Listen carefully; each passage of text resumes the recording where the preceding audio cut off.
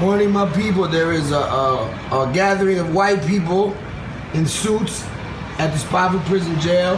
It's all part of the land grab. Just came back from Brazil and I learned about the land, so we gotta fight for the land. And right now, there's gentrifiers on my block in suits. They're all white, none of them are from the community. I wanna know what's going on. I think I'm about to go over there and get closer.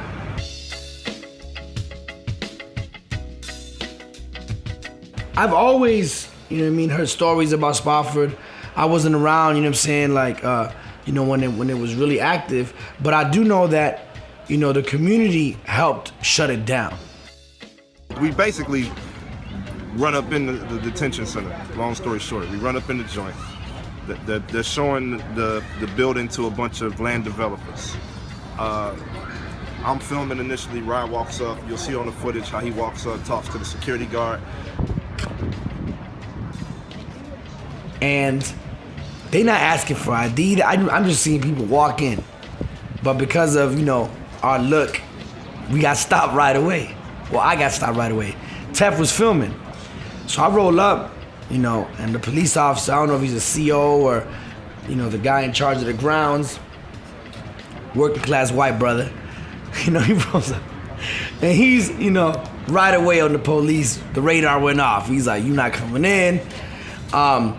Luckily, because we, you know, active in the community, we see Paul Lipson, that used to work with Serrano's office in The Point, and we see, I think his name, Baron Ambrosia from the Food Network. So they know us, you know what I'm saying, they roll up. I call them over. So they vouch for him, but even then, you know, let's just say it was a big ordeal to get in, you know what I'm saying, but we got it. We realized, you know, all eyes is on us, because we stood out, you know. It's crazy because we in the Bronx, but they looking at us like we don't belong there, you know? And then you got like the type, you know, that's like, oh, you know, let them in, like the liberal type folks. At the end of the day, all their goal is the same. It's to win the bid for this, you know.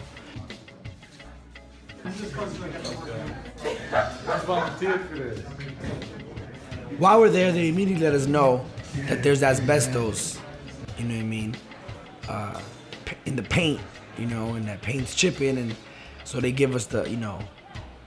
So we like, man, what are we getting ourselves into is we go in, you know, you pass by and you see administrative offices, you know, place where caseworkers probably work, the visitation. You start seeing the lunchroom, then you see the cells. You see the size of the cells, you know. We living in the era of mass incarceration, and you know, right across the street from our crib, there's a jail with hundreds of, you know, juveniles. And you know, if I'm already anti-prison, but children don't belong in prisons, you feel me? They were even like testing the paint, they had measurements, they going to report back to some other millionaires to see what they gonna put up. You see the view, it's a beautiful view of the city. You know, unblocked. You see the whole skyline, and that's when you see these real estate folks. That's when you see the dollar signs popping out of their eyes, you know?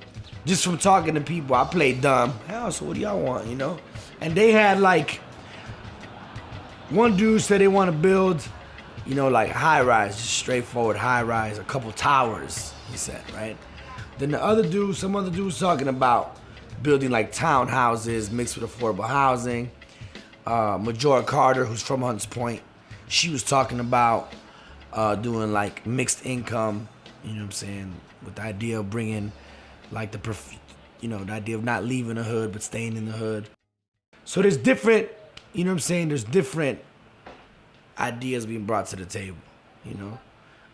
I just really feel that, you know, our mission now, from now moving forward, is to let the community know, like, this is happening right across the street. You know what I'm saying? All right, look, so we in the South Bronx, you know what I'm saying? Yeah. You about to head back to St. Louis, back to Ferguson, back to the crib. Yeah. It's been a year, you know what I'm saying, since the death of Mike Brown, almost. Tell me your thoughts on the 1 year anniversary. Man, I think that, at this point, it's a good point to just sit and reflect, man, and just start to do some thinking about, the year in totality and think about where we're going, where we've been. Really reflect on, some of the people that are doing the work and not necessarily being uplifted. And, really just start to try to reevaluate our own principles and our own values within the movement and try to make it more of a movement, more so than a moment.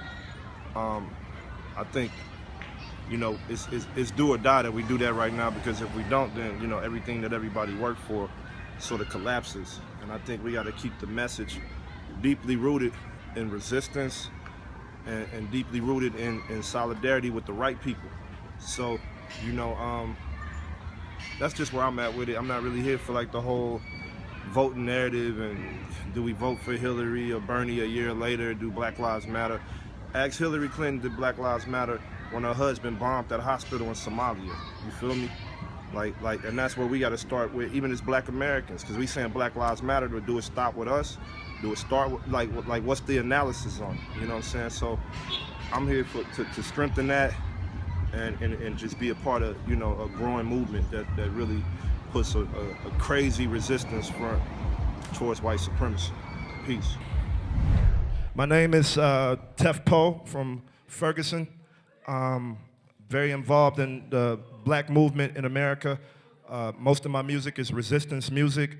Power to the people. People power. Make some noise for the people, please. I firmly believe that art is a key to our liberation as oppressed people.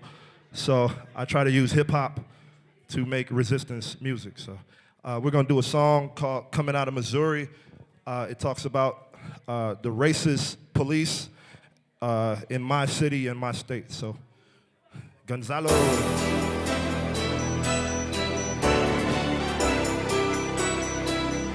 Yeah, don't be afraid to clap.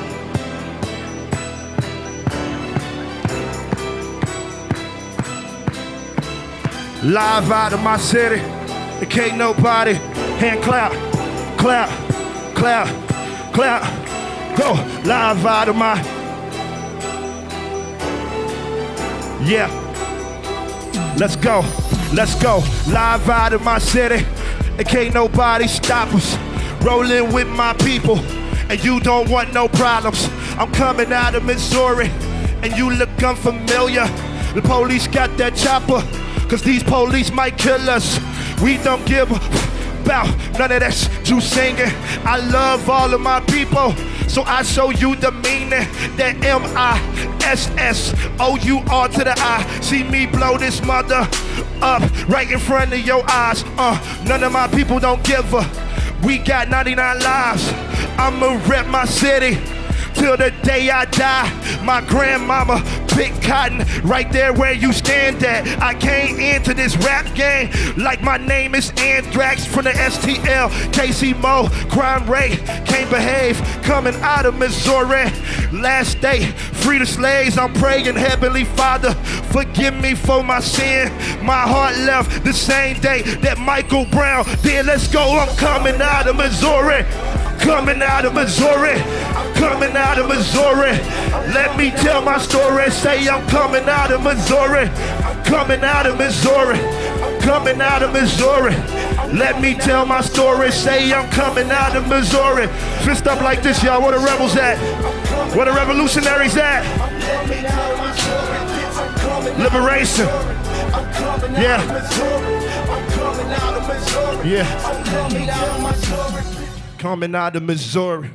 Where we at, y'all? Make some noise.